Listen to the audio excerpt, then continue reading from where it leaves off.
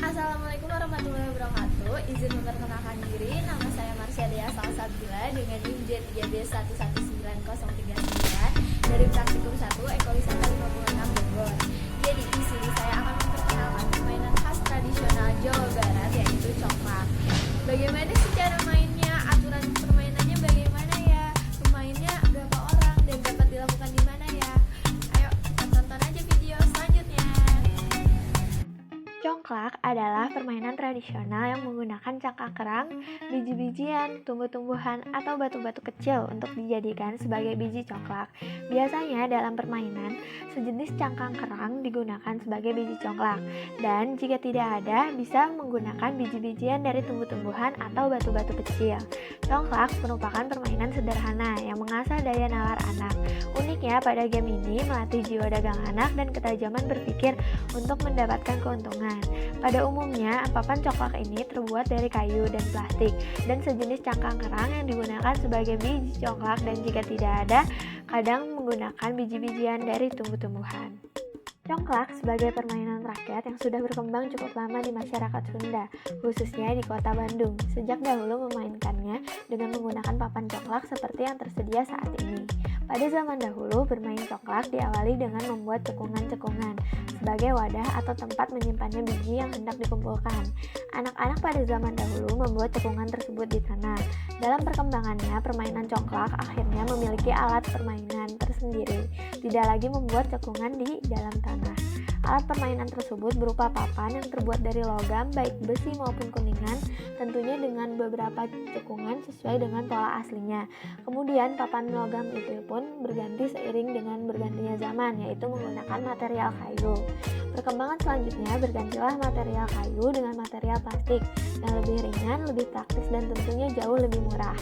Papan congklak yang biasanya terbuat dari kayu tetapi sekarang sudah banyak yang terbuat dari plastik. Papan congklak berbentuk seperti perahu dengan ukuran kurang lebih panjang 80 cm, lebar 15 cm, dan tinggi 10 cm. Pada kedua ujung terdapat cekungan yang lebih besar dan biasa disebut indung. Antara kedua indung tersebut berderet dua yang masing-masing terdiri atas 7 cekungan yang lebih kecil, kira-kira berdiameter 5 cm. Alat-alat yang digunakan dalam permainan congklak sangat sederhana, yaitu papan congklak. Biasanya terbuat dari kayu, tetapi sekarang sudah banyak yang terbuat dari plastik, seperti pada video di atas. Papan permainan ini memiliki 14 lubang dan 2 lubang besar yang berada di ujung kiri dan kanan. Setiap 7 lubang kecil di sisi pemain dan lubang besar di sisi kanannya dianggap sebagai milik sang pemain. Permainan congklak dilengkapi kuwuk atau kerikil atau biji-bijian apa saja yang berukuran kecil. Setiap cekungan kecuali indung harus diisi dengan 7 buah butir, sehingga seluruhnya memerlukan 98 butir, yaitu dengan jumlah 2 deret dikali dengan 7 butir setiap lubangnya. Permainan ini hanya bisa dimainkan oleh 2 orang, tidak dapat lebih, dikarenakan hanya 2 orang yang berkesempatan untuk berjalan memutari papan congklak dengan menaburkan kuwuk yang ada pada setiap lubang. Permainan ini biasanya dilakukan oleh perempuan, baik anak-anak maupun dewasa. Tata cara bermain congklak yaitu masing-masing pemain menghadap sederet cekungan congklak. Tidak ada ketentuan biji dari cekungan mana yang harus pertama kali diambil dalam mengawali permainan. Tetapi keduanya bersama-sama meraup biji pada salah satu cekungan untuk memulai permainan. Kemudian mengisi cekungan yang berderet masing-masing dengan 1 butir biji yang ada dalam genggaman hasil meraup sebelumnya. Arah pengisian seperti arah jarum jam, yaitu dari kanan dan ke kiri, sehingga cekungan indungnya terisi juga 1 butir dan 1 buah cekungan menjadi kosong karena bijinya diraup untuk kemudian diisikan pada cekungan lain. Permainan dilanjutkan untuk yang kedua kali. Kedua permainan kembali meraup biji-biji yang ada dalam cekungan kecil di dalam deret miliknya, lalu diisikan pada lubang lainnya. Pengambilan biji ini perlu dilakukan seteliti mungkin, karena cekungan yang diisi tidak hanya miliknya tetapi juga milik lawannya, dan kemungkinan biji terakhir habis di cekungan lawan yang kosong.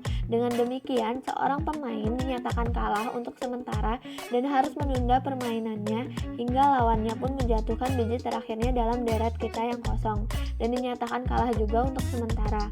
Maka barulah kita melanjutkan permainan. Seperti biasa, memilih salah satu cekungan untuk diraup bijinya dan diisikan pada cekungan lain termasuk indung. Pemain terus melanjutkan permainan dan berusaha agar dapat mengisi cekungan indung sebanyak-banyaknya dan tidak menjatuhkan biji terakhir pada cekungan kosong milik lawan. Biji milik lawan dapat menjadi milik kita dengan cara menembak, yaitu biji terakhir kita jatuh pada cekungan kosong milik kita yang kebetulan di depannya terdapat biji lawan. Maka biji tersebut dapat diambil dan diisikan pada cekungan indung milik kita. Bila biji habis di lubang kecil yang berisi biji lainnya, ia dapat mengambil biji-biji tersebut dan melanjutkan mengisi. Bila habis di lubang besar miliknya, maka ia mendapatkan kesempatan khusus, yaitu dengan memilih lubang kecil di sisinya.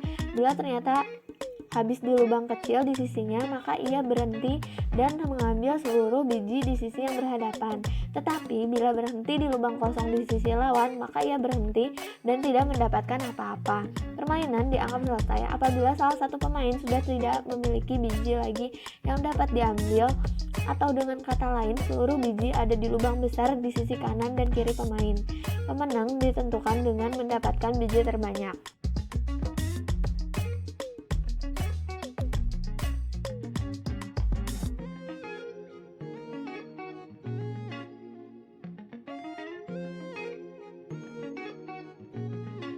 Bila permainan akan dilanjutkan pada babak berikutnya, cekungan-cekungan kembali diisi. Kemungkinan terjadi cekungan yang kosong salah seorang pemain karena biji miliknya yang tadi terkumpul dalam cekungan indung tidak cukup untuk mengisi ketujuh cekungan kecil miliknya. Hal ini disebut pecong, dan inilah yang merupakan kekalahan. Namun, bila pada deretnya masih terdapat biji-bijian, maka dinyatakan sebagai menang papan dan dialah yang akan menjadi pemain pertama pada permainan berikutnya. Permainan congklak tidak memiliki batas waktu dan dapat dilaksanakan berulang kali dan kapan saja. Beberapa nilai, tujuan, dan manfaat yang terkandung dalam permainan congklak ini adalah yang pertama, nilai kesenangan atau kegembiraan.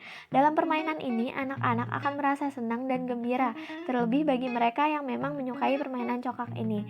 Perasaan senang dan gembira timbul karena anak-anak berada dalam dunianya, dan dunia anak adalah bermain itu sendiri. Lalu yang kedua adalah nilai kebebasan. Anak-anak merasa dirinya terbebas dari tekanan ketika mereka bermain, maka anak-anak dapat bebas mengekspresikan dan menemukan dirinya. Namun kebebasan yang mereka peroleh tetap dalam koridor yang mempunyai nilai. Kebebasan itu tercermin dari tidak ditentukannya cekungan mana yang hendak pertama kali diraup oleh sang anak. Kebebasan untuk memilih jalannya dan menerima resiko terhadap keputusan yang telah diambilnya. Yang ketiga adalah nilai pertemanan. Anak-anak akan lebih menumpuk rasa dan nilai pertemanan sebagai hasil interaksi dan sosialisasi diri mereka terhadap orang lain. Kemudian kedekatan emosi dan keakraban pun akan lebih mudah terjalin dengan jarak yang kurang lebih hanya 1 meter saja terhadap lawannya. Maka si anak akan lebih mudah mendapatkan kedekatan baik fisik maupun emosional temannya yang tengah jadi lawannya tersebut. Seorang anak dapat mengidentifikasi temannya sendiri, mengetahui gerak-gerik dan bahasa tubuh temannya itu, ekspresinya, kebiasaannya, bahkan apa yang difikirkannya. Dengan bermain congklak, maka hal tersebut menjadi media dalam mengenali seseorang, berteman, dan memupuk persahabatan dan tali persaudaraan. Lalu nilai yang keempat adalah melatih kecakapan berhitung. Kecakapan berhitung atau yang saat ini lebih dikenal dengan logika, mathematics, intelligence menjadi nilai yang cukup dominan dalam permainan ini sebab anak dilatih untuk menggunakan kecakapan berhitungnya dalam memilih biji yang akan diraup dapat memenuhi cekungan indungnya dengan banyak juga cepat. Lalu yang terakhir adalah melatih kecakapan berpikir atau mengatur strategi, merupakan bagian yang tidak akan terpisahkan dari sebuah permainan congklak. Apabila permainan yang bersifat kompetisi, dalam permainan congklak ini kemampuan mengatur strategi diwujudkan dalam menentukan dan memilih biji, serta mempertimbangkan kemungkinan tempat jatuhnya biji terakhir yang mungkin akan menghasilkan banyak biji lawan untuk mengisi cekungan induk pemain.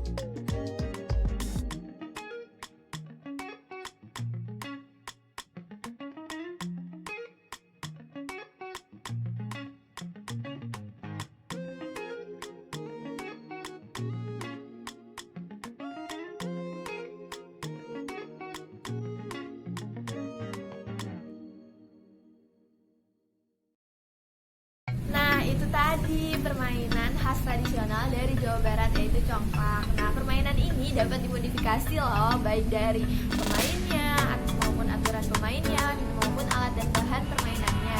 Nah, dimodifikasi itu bagaimana sih? Kalau congklak bisa dimodifikasi apanya? Yuk kita tonton video selanjutnya. Permainan congklak yang saya modifikasi pada saat ini adalah yang pertama adalah dari jumlah pemainnya. Permainan congklak biasa dimainkan oleh 2 orang, tetapi pada saat ini saya modifikasi dengan jumlah pemain 4 orang. Lalu pada aturan permainan, pada saat permainan congklak ini dimulai, permainan ini sama seperti permainan congklak biasanya, yaitu dimainkan oleh 2 orang pemain lawan. Dan apabila terdapat salah satu pemain yang kalah duluan, digantikan dengan pemain selanjutnya. Pada permainan ini dibagi menjadi 2 tim, yaitu terdapat tim A dan tim B. Pada setiap timnya terdapat 2 pemain, yaitu pemain 1 dan pemain 2. Apabila pada tim A, pemain 1 sudah kalah, lalu dilanjutkan dengan tim B dengan pemain 1, lalu apabila tim B pemain 1 sudah kalah, dilanjutkan dengan tim A pemain 2. Lalu apabila tim A pemain 2 setelah kalah, lalu dilanjutkan oleh tim B dan pemain 2, dan kemudian kembalikannya lagi. Permainan modifikasi congklak ini menumbuhkan rasa kekompakan dalam kerjasama tim.